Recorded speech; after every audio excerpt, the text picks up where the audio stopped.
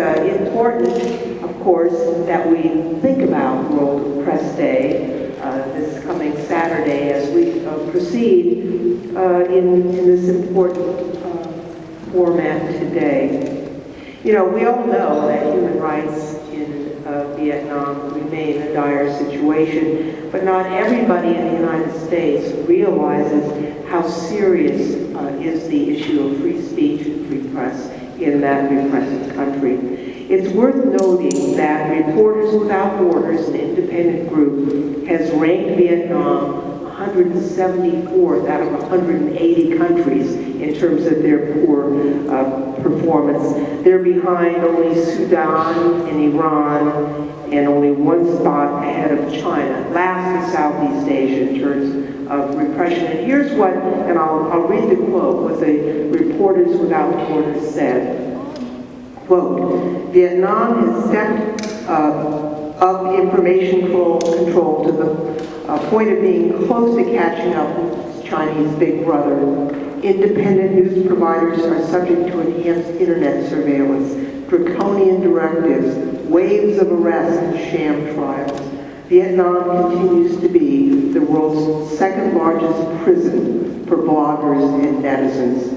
Now, with the imposition of Decree 72 last September, which bans the use of blogs and social networks to disseminate news, shows that the government is waging really an all-out offensive against a new generation internet, which it sees as a dangerous counterweight to the domesticated traditional media.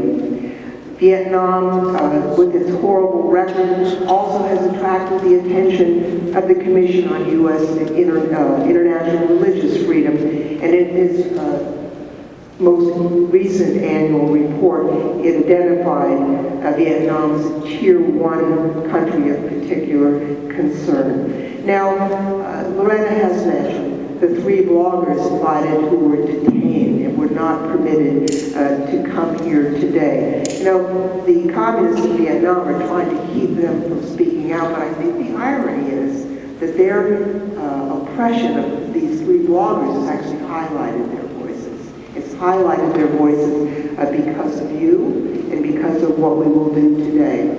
You know, tomorrow marks the 39th year since the fall of Saigon, Black April. I mentioned at a flag-raising ceremony in San Jose on Sunday, I was a young person working in a congressional office, and I was actually on the phone trying to arrange for travel the younger sisters of a woman, a Vietnamese American constituent. And as I was on the phone went dead, and that was the end of the communication with the embassy. The government found those young girls, 18 and 15, walked through the jungle by themselves, ultimately did make their way to the United States. The story of the Vietnamese in America is one of heroism, of bravery, of constancy, of commitment to freedom. And what you do today to advance human rights is very much in keeping with that brave, proud record. So thank you for letting me be a small part of this, and congratulations